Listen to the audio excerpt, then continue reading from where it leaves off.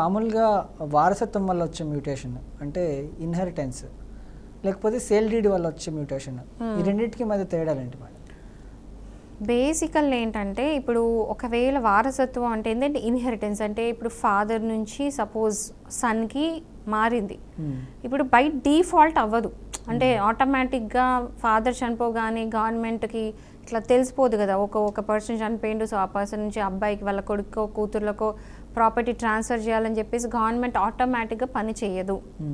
మనమే వెళ్ళి అప్లికేషన్ వేసుకోవాలి, ఇట్లా ఫాదర్ చనిపోయాడు సో ఫాదర్ ప్రాపర్టీ నాకు కావాలి అని చెప్పేసి మనమే వెయ్యాలి. సో అప్లికేషన్ అని వెయ్యాలి. అది వెళ్ళి చెప్తున్నాను కదా ఎలా అంటే పర్సన్ చనిపోయిన ఏ పర్సన్ అయితే చనిపోయిన పర్సన్ డెత్ సర్టిఫికేట్ వేయాలి. డాక్యుమెంట్స్ డిఫరెన్స్ ఉంటుంది. ఏదైతే రిజిస్ట్రేషన్కి అయ్యే మ్యూటేషన్స్కి ఇన్హెరిటెన్స్ అయ్యే మ్యూటేషన్స్కి డిఫరెన్స్ ఏంటంటే ఇక్కడ ఏంటంటే పర్సన్ చనిపోయిన తర్వాత మ్యూటేషన్ జరుగుతుంది, విచ్ ఈజ్ ఈజీ. ఎట్లా అంటే ఆ పర్సన్ చనిపోగానే డెత్ సర్టిఫికేట్తో పాటు మీరు లీగల్ హెయిర్ అని చెప్పేసి ప్రూవ్ చేసే legal heir certificates and also మీ ఫాదర్కి ప్రాపర్టీ ఎక్కడి నుంచి వచ్చింది దానికి సంబంధించి పహానీస్, పాస్బుక్స్, పట్టా పాస్బుక్స్ అవన్నీ కూడా మీరు ప్రొడ్యూస్ చేసేసి మీరు తీసుకోవచ్చు. అదర్వైజ్ రిజిస్ట్రేషన్తో అయ్యే మ్యూటేషన్స్ ఎట్లా అంటే ఇది సేల్ డీడ్ లాగా. దీనికి ఎక్స్ట్రా ఏంటంటే ఈ డెత్ సర్టిఫికేట్లు ఇవన్నీ ఉండవు. ఎందుకంటే సేల్ డీడ్ అవుతుంది, ఒక పర్సన్ నుంచి ఇంకో పర్సన్కి ట్రాన్స్ఫర్ అవుతుంది property through registration, through sale deed. So ఇక్కడ ఏంటంటే జస్ట్ సేల్ డీడ్ వేస్తే సరిపోతుంది. సేల్ డీడ్స్ ఆర్ దానికి సంబంధించిన లింక్ డాక్యుమెంట్స్ ఏమి ఉన్నాయో అవన్నీ వేస్తే సరిపోతుంది. సో అలా ఇంకోటి ఏంటంటే ఎవరైతే మ్యూటేషన్కి అప్లై చేస్తుందో ఆ పర్సన్ ఈజ్ ఎనఫ్, వాళ్ళు వెళ్తే సరిపోతుంది. వెళ్ళి రెవెన్యూ రికార్డ్స్లో నా పేరు మార్చండి, నేను పలానా పర్సన్ నుంచి కొన్నాను, సో ఆ పర్సన్ పేరు నుంచి నా మీదకి పేరు మార్చండి అని చెప్పేసి రిజిస్ట్రేషన్ త్రూ అడగచ్చు. డిఫరెన్స్ ఏంటంటే ఇదే, ఇక్కడ డెత్ సర్టిఫికేట్స్ ఇవన్నీ పెడతారు, రిజిస్ట్రేషన్లో ఏంటంటే రిజిస్ట్రేషన్తో అయ్యే మ్యూటేషన్స్లో మాత్రం సేల్ డీడ్స్ ఇవన్నీ పెడతారు. So that is the major difference. Okay, ఇప్పుడు మ్యూటేషన్ లేకుండా పాస్బుక్లు, ఆదాయ పత్రం, రుణం వంటి ప్రభుత్వ సదుపాయాలని పొందొచ్చు అంటారా?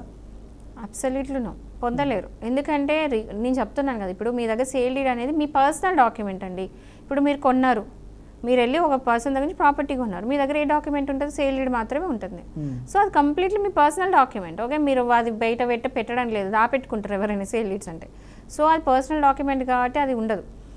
కానీ రెవెన్యూ రికార్డ్స్లో అంటే గవర్నమెంట్ మెయింటైన్ చేసి ఒక రికార్డ్ అనేది ఒకటి ఉంటుంది. ఆ గవర్నమెంట్ రికార్డ్స్లో మీ పేరు రిఫ్లెక్ట్ అవ్వాలి, అంటే మీ పేరు ఉండాలి. మీరే ఓనరు, ఆ ప్రాపర్టీకి సంబంధించి ఏదైతే సర్వే నెంబర్ ఉంటారో ఆ సర్వే నెంబర్కి మీరు ఓనరు. ఆ ఓనర్ అని చెప్పడానికి రుజువు ఏంటి? గవర్నమెంట్ రికార్డ్స్లో ఇది ఏంటి, మ్యూటేషన్ ద్వారా మార్చుకున్న తర్వాత మీ పేరు రెవెన్యూ రికార్డ్స్ దియగానే ఆ పేరు రిఫ్లెక్ట్ అవ్వాలి.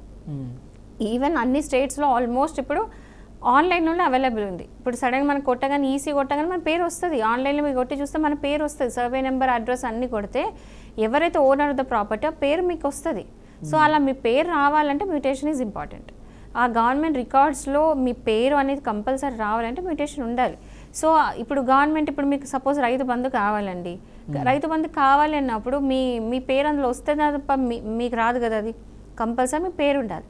సో ఏ పర్సన్ అయితే ఏదైతే ఆ అగ్రికల్చర్ ల్యాండ్కి ఓనరో ఆ ప్రాపర్టీకి వాళ్ళే ఓనర్ కాబట్టి వాళ్ళకే ఇదేమంటారు రైతు బంధు వస్తుంది, అవునా? సో ఆ రైతు బంధు రావాలి అంటే కంపల్సరీ మీ పేరు ఉండాలి.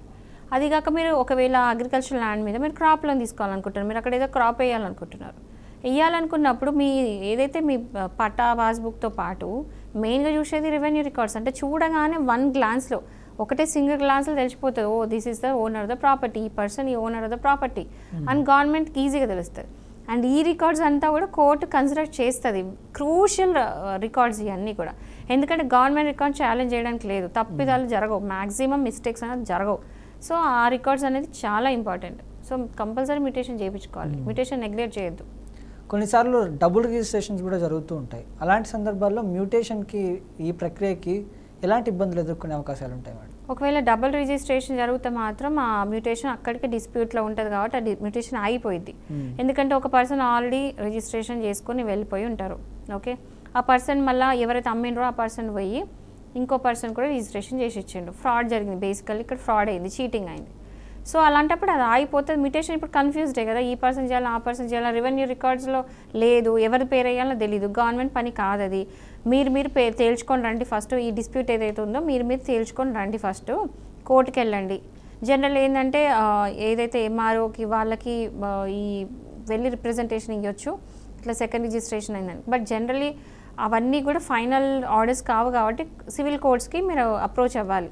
కంపల్సరీ సివిల్ కోర్ట్కి వెళ్ళి మీరు డిక్లరేషన్ అనేది వేసుకోవాలి. ఇట్లా లేకపోతే ఏదైతే మీరు రిజిస్ట్రేషన్స్ డబుల్ అయినాయో ఆ పర్సన్ ఏం చేయాలంటే క్యాన్సిలేషన్ ఆఫ్ సేల్ డీడ్ వేయాలి. అంటే ముందు ఎవరైతే చేయించుకున్నారో వాళ్ళే, ఇప్పుడు జనరలీ 2 రిజిస్ట్రేషన్లు ఉంటే ఏ రిజిస్ట్రేషన్ వ్యాలిడ్ అనే క్వశ్చన్ వచ్చినప్పుడు ఫస్ట్ ఏదైతే జరిగిందో రిజిస్ట్రేషన్, ఎగ్జాంపుల్ మీకు చెప్తా క్లియర్గా ఏంటంటే, సపోజ్ 2000లో ఒక రిజిస్ట్రేషన్ అయింది, తర్వాత 2002లో ఇంకో రిజిస్ట్రేషన్ సేమ్ ప్రాపర్టీ మీద అదే ఓనరు ఫస్ట్ పర్సన్కి 2000 అమ్మి మళ్ళీ సెకండ్ పర్సన్కి 2002లో అమ్మిండ్రు, అంటే ఇంకోసారి డబల్ సార్లు రిజిస్ట్రేషన్ చేసి ఇచ్చిండ్రు.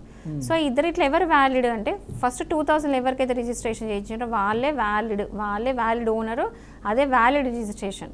తర్వాత సబ్సిక్వెంట్గా అయిన సెకండ్ ఏదో 2002లో అయిందో అది వ్యాలిడ్ రిజిస్ట్రేషన్ కాదు.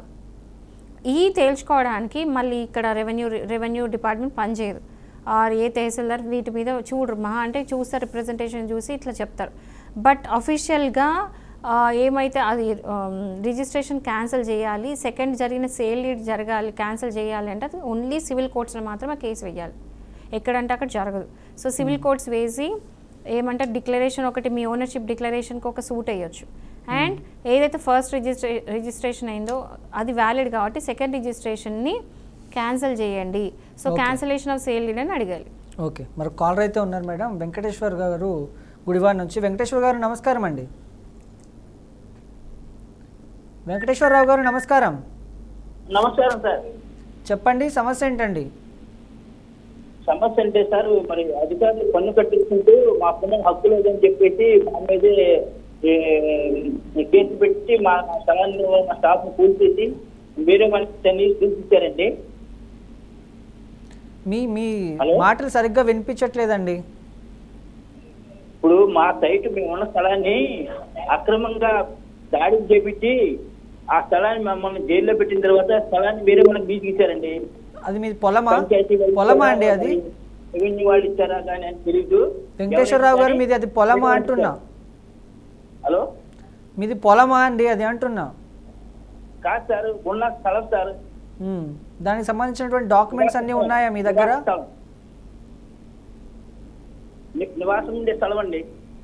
దానికి సంబంధించిన డాక్యుమెంట్స్ అన్ని ఉన్నాయా అండి మీ దగ్గర అంటున్నా? పన్ను కూడా కట్టుకుంటున్నాను సార్, ట్యాక్స్ కూడా నేను కట్టుకుంటున్నాను. మిమ్మల్ని దేని బేస్ మీద మిమ్మల్ని జైల్లో పెట్టించారు?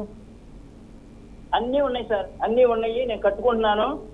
మ్యూట్ పెట్టమని ఫస్ట్. మీరు టీవీ చూస్తున్నట్లున్నారండి, టీవీని మ్యూట్లో పెట్టండి, లేకపోతే టీవీకి దూరంగా వచ్చి మాట్లాడండి. నేను టీవీ బయటకు వచ్చానండి, కాకపోతే బయట ట్రాఫిక్ ఉండటం మూలంగా కాస్త డిస్టర్బెన్స్ ఉంది. అంటే దేని కారణంగా మిమ్మల్ని జైల్లో పెట్టించడం జరిగిందని అడుగుతున్నానండి. వాళ్ళు అధికారుల పనులకు అడ్డుపడ్డామని పెట్టారండి. వాస్తవంగా వాళ్లే తప్పులు చేశారండి. ఒక గ్రామ సర్పంచ్ సంతకాన్ని షూటింగ్ చేసి చెప్పండి తీర్మానం పనులకు అడ్డుపడ్డామని పెట్టారు. ఫోర్జరీ సంతకాల కోసమా? అవునండి, ఫోర్జరీ చేసి అదే కొనసాగిస్తున్నారు. మరి తప్పులు చేసిన వాళ్ళు తప్పులు కేసులు పెడుతుంటే కోర్టులోనూ నెంబర్ ఇస్తూ కరెక్ట్ గా ఉండే వాళ్ళకు నెంబర్ ఇవ్వట్లేదు. నేను మీ మీద కేసు, ఒక్క నిమిషం వెంకటేశ్వరరావు గారు, మీ మీద కేసు పెట్టినప్పుడు నా మీద నన్ను కొట్టి నా మీద కేసు పెడితే కేసుకి నెంబర్ ఇచ్చారు, కోర్టులో పిలవకుండా వాయిదాలు వేస్తున్నారు. మీ మీద కేసు పెట్టినప్పుడు మీరు ఒక లాయర్ని పెట్టుకున్నారా అండి? పెట్టుకుంటే చేయలేదండి, ఆయన వాదించాల. అప్పుడు నా కేసు నేను వాదించుకున్నానండి. అది మీ లాయర్ తప్పండి. ఇప్పుడు మీ సైడ్ నుంచి మీది కరెక్ట్గా ఉన్నాయా లేదా తప్పెవరిది అని నిరూపించాల్సిన బాధ్యత మీ లాయర్కి ఉంటుంది. కాబట్టి మీరు ఎంచుకునే ముందే ఒక మంచి లాయర్ని ఎంచుకోవాలి. ఓకేనండి. సార్ పేరేంటి? వెంకటేశ్వరరావు. వెంకటేశ్వర గారు, ఒక క్వశ్చన్ అండి. మీ మీద కేసులు పెట్టినన్నారు కదా, అన్ని క్రిమినల్ కేసెసా? కట్ అయిపోయినట్టున్నారు, మీరు మళ్ళీ కూడా ప్రయత్నించవచ్చండి. అయితే మాలతి గారు, ఇప్పుడు మ్యూటేషన్ బేసికల్లీ ఆయన క్వశ్చన్కి I want to answer it. ఏంటంటే ఇప్పుడు క్రిమినల్ కేసెస్ కనుక ఫైల్ ఉంటే, ఇప్పుడు సివిల్ మ్యాటర్లో ఏదన్నా కొట్టడాలు ఏదైనా సరే క్రిమినల్ ఫోర్స్ యూజ్ చేస్తే క్రిమినల్ కేసెస్ అవుతాయి. సో మేబీ ఆయన మీద క్రిమినల్ కేసెస్ ఫైల్ అయి ఉంటాయి. బట్ దెన్ సివిల్ సూట్స్ ఏమన్నా ఉండే, ఒకవేళ ఈయనకి ఇప్పుడు ఎవరైతే క్లయింట్ ఉన్నారో ఆ పర్సన్ కాలర్ ఉన్నారో ఆ కాలర్కి సంబంధించిన ప్రతి ఒక్క డాక్యుమెంట్ ఉండుంటే ఆ డాక్యుమెంట్స్ అంతా పట్టుకొని వెళ్ళి 2 విధాలుగా ఉంటుంది. ఒకటి ఏంటంటే ఒకవేళ వీళ్ళ ప్రాపర్టీ వేరే కబ్జా పెట్టుకొని వేరే వాళ్ళకి అనుకుంటే కోర్టులో వెళ్ళి రికవరీ ఆఫ్ పొజిషన్ వేయాలి. ఆ రికవరీ పొజిషన్ ఏంటంటే నాది ప్రాపర్టీ, సో నా డాక్యుమెంట్స్ అంతా కరెక్ట్గా ఉన్నాయి, నేను ఇందులో కానీ అయినా కూడా నన్ను వెళ్ళగొట్టేసి నా పొజిషన్ తీసుకున్నారని చెప్పేసి నా పొజిషన్ నాకు కావాలని చెప్పేసి ఒక రికవరీ ఆఫ్ పొజిషన్ సూట్ వేసుకోవచ్చు. లేదు పొజిషన్లో వీళ్ళే ఉన్నారు బట్ దెన్ ప్రాపర్టీ మీద వాళ్ళు క్లెయిమ్ చేసుకుంటున్నారు అంటే మాత్రం ఏంటంటే ఇప్పుడు ఇల్లీగల్ ఎంక్రోచ్ అయింది కాబట్టి దానికి సంబంధించిన ఏదైతే ఉందో అది వెయ్యాలి, డిక్లరేషన్ సూట్స్ వేసుకోవాలి టైటిల్కి దానికి. అంటే ఆయన నాకు క్వశ్చన్ క్లియర్గా అర్థం కాలేదు కాబట్టి ఉన్న సొల్యూషన్స్ అన్నీ ఇస్తున్నాను. సో క్రిమినల్ కేసు ఏదైతే ఉందో ఆ క్రిమినల్ కేసు మీరు కనుక కొట్టి ఉండకపోతే, క్రిమినల్గా ఏది ఉండకపోతే మీ కేసు కొట్టేస్తారు. సో సివిల్ సూట్ వేరు, క్రిమినల్ సూట్ వేరు. సో ఒకవేళ అలాంటివి ఏమైనా ఉంటే మాత్రం సివిల్ కోర్టుకి వెళ్ళి సివిల్ కోర్టులో కేసు వేసుకోవాల్సిందే. సో సార్ వేసుకున్నారో లేదో మనకు తెలియలేదు, చూద్దాం.